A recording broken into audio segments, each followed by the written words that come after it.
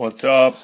Here back on the YouTube making some math videos. Kind of in a time crunch right now, so I'm going to just make this short and sweet. Don't forget, take some notes.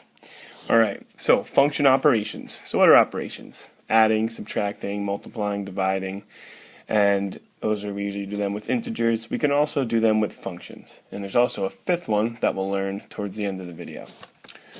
So adding two functions, subtracting two functions, dividing two functions, multiplying two functions is what we're going to do. Skip slides by mistake. Oh my god, all over the place. And let's just go over some notation. So right here, if you see f plus g of x, that means you take whatever function f of x is and add g of x. And then if they're two polynomials, you combine like terms and put it in standard form. Same thing with subtracting. Just be careful, make sure you use parentheses, right? So parentheses are important when you subtract.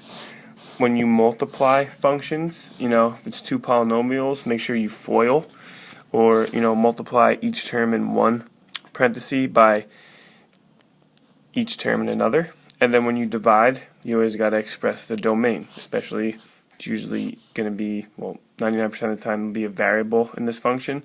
So you want to exclude any variables that make you divide by 0. So let's practice.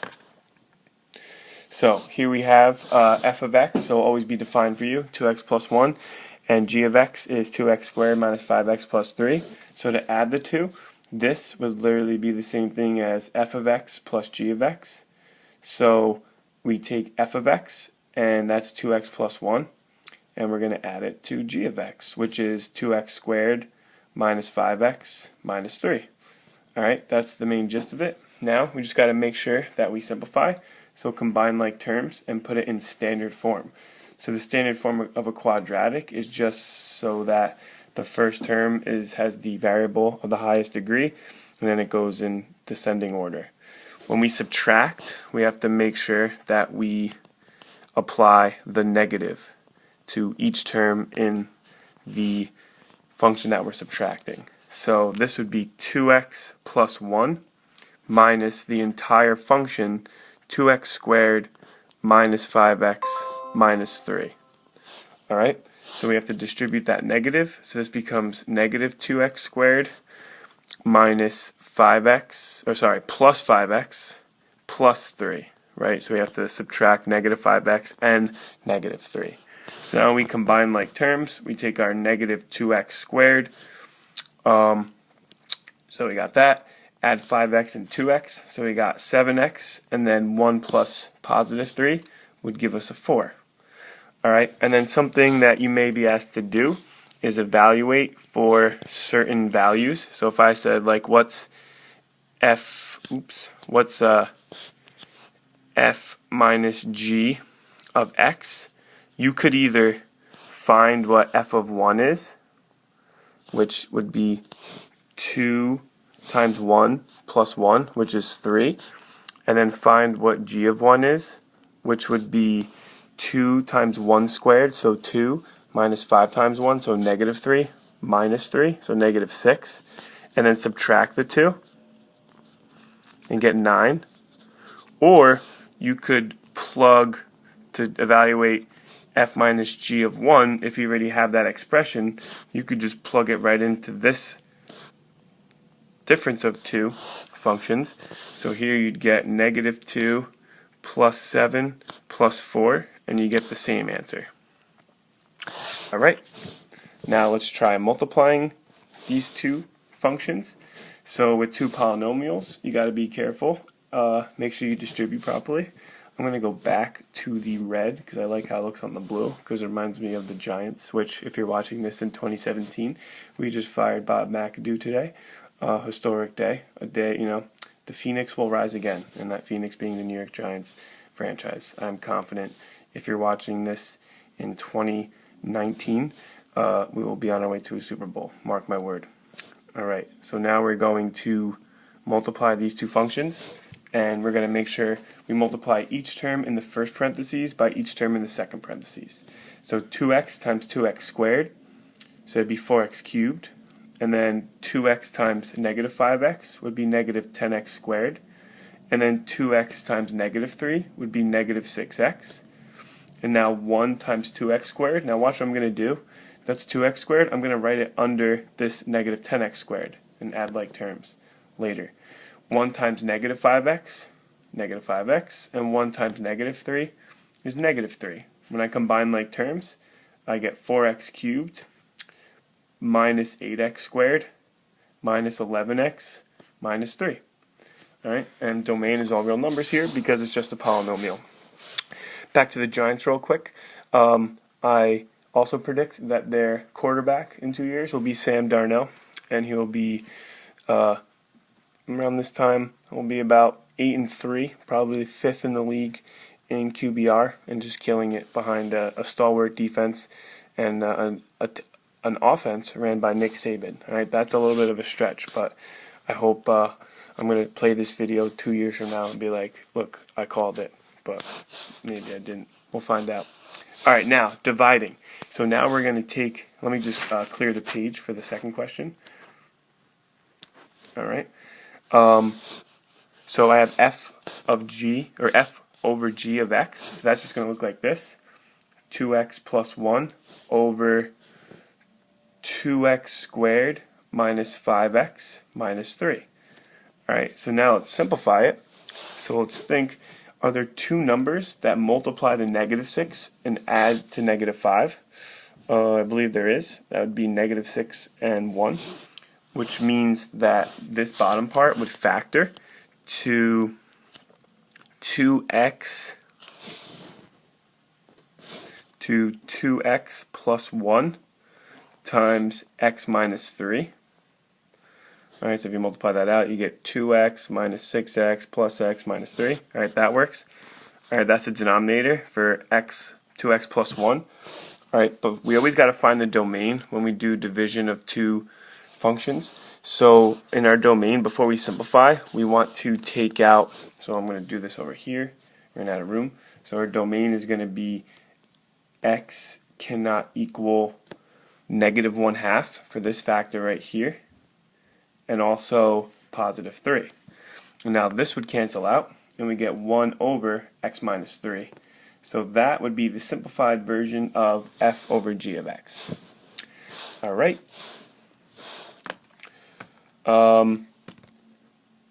Again, let's just practice finding domain again. So these ones, I would just have you leave them simplified. So you have root x over root 4 minus x squared. So to find this domain, alright, I just want to find the domain. I don't really care about simplifying this. That's what I meant to say earlier. We want to make sure 4 minus x squared is greater than or equal to 0. So think back to when we did polynomial inequalities. We have to factor that and find our critical numbers. So we're going to put 2 and negative 2 on our number line. And when we check intervals, if we check 0, that works. But if we check 3 or negative 3, those intervals don't work. So the domain of this first function would just be x has to belong to the interval of all numbers, real numbers, between negative 2 and 2 inclusive. Alright, and for this second one on the bottom, g over f of x, now we have root, that would equal root 4 minus x squared over root x. So we want to make sure x is greater than or equal to 0, and that's our domain as an inequality. Alright, so this answer is right here, and that answer is right there. And again, I actually messed up. Okay, before we move on, I just caught myself. This right here, x cannot equal 0 because we're dividing by that. So be careful. We're going to change this to x is greater than 0, and also change these to x can equal negative 2 and 2. So let me restate that. The domain of the first one would be all real numbers between negative 2 and 2 exclusive. So we're not going to include negative 2 and 2 because that would make us divide by 0. Because see, we're dividing by a radical. So we got to watch out for rooting negative numbers and also dividing by 0. And then that's my new answer. So sorry, I'm a little rushed right now. I apologize. It's the only chance I had to make a video. Alright, what's next on this plate? A graph. Alright, it doesn't say to graph anything. So I'm going to say we're going to graph h of x, where h of x is equal to f plus g of x. That's what I meant to say. Alright, so what we're going to do is take 1 point at a time and add the y values together for each corresponding x value. So looking at this graph, right, that's 2, that's 1, that's 0, that's -1, all on the y-axis. When x is 0, f plus g of x is going to have a y-coordinate of 1, because those are our y-coordinates when x is 0 for f of x and g of x. So in other words, f of 0 is 2, g of 0 is -1, so f plus g of 0 will equal -1.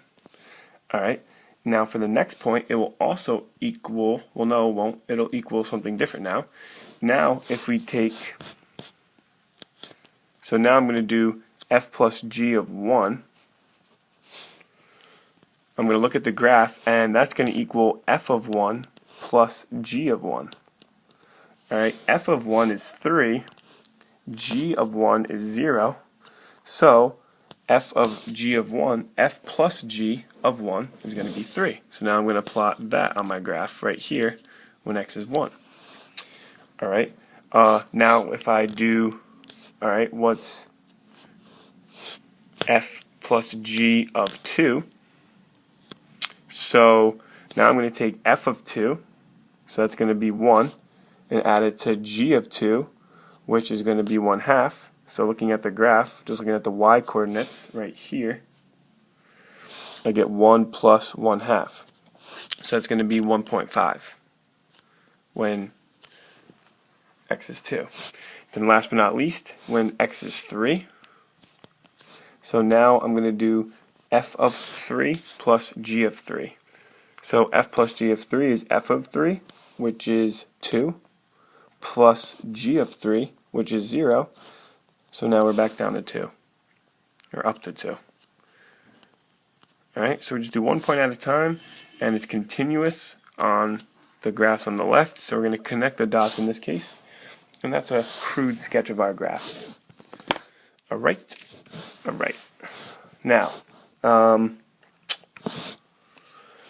let us move on to the fifth operation, and that's called function composition. So function composition is when you plug one function into another. And I'm going to make a whole separate video for domain of function composition, and we're going to spend a whole day in class on that, because it is one of the more complicated things we do. Well, hopefully with the video, break it down, watch it a couple times, it'll make sense. But now we're just going to focus on this. It's not pronounced fog, okay? It's f of g of x. And that's the same thing as you replace the input of x with g of x. So let's do an example. So find f of g of x if f of x is, if f of x is x plus 2 and g of x is 4 minus x squared. So again, this right here means f of g of x. And what helps first is to write out what f of x is. So I'm going to erase this g of x part, and right here on the right I have f of x is equal to x plus 2. So just like a portal, whatever goes here is going to magically appear there, because in our definition we have an x there and an x there. So if I want f of g of x, and f of x is x plus 2, f of g of x is going to be g of x plus 2. But we never really write it like that. What we're going to do is plug in what g of x equals in. So we have 4 minus x squared plus 2. The function f just takes whatever you plug in and adds 2 to it. So if we're plugging in g of x, we're just going to take g of x, which is 4 minus x squared, and add 2 to it. So it's going to be negative x squared plus 6. That would be the simplified version of that. Alright? Now, let's try that again, but do the inverse. So, g of f of x. So now, g of f of x, well, first let's write g of x. G of x is 4 minus x squared. So instead of plugging x in, I'm going to plug in f of x. So now g of f of x is going to be 4 minus f of x, which is x plus 2 squared. So again, we're replacing x right here with f of x. So now I have to expand that out. So that's x squared plus 4x plus 4.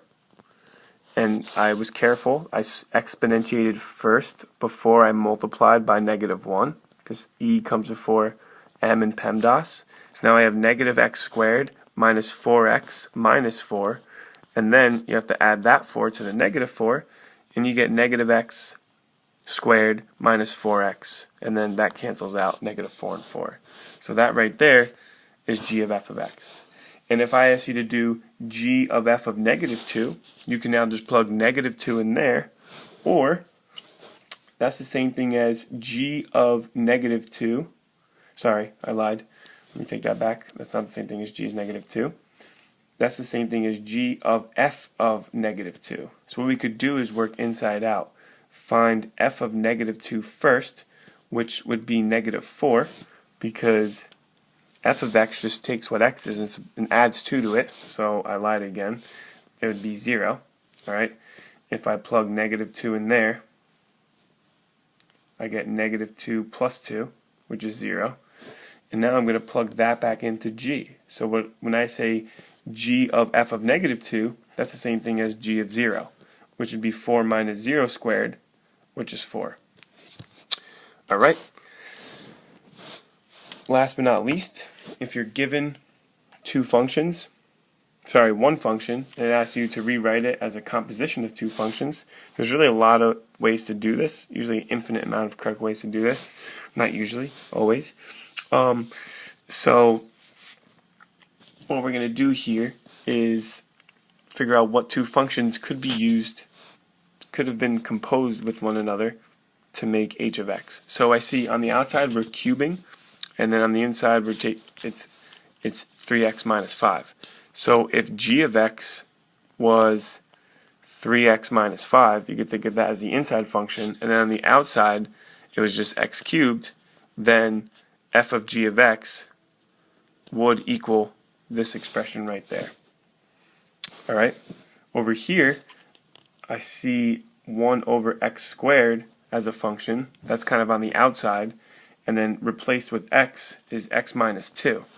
So one way to do this would say, alright, the outside function, f of x, is 1 over x squared, and the inside function is g of x. And again, there's different ways to do that, but those were the two easiest way to do these two particular problems.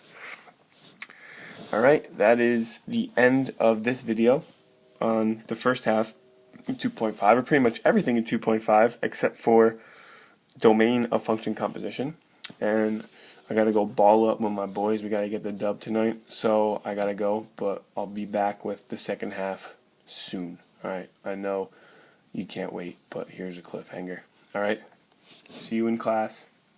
Let me know if you have questions.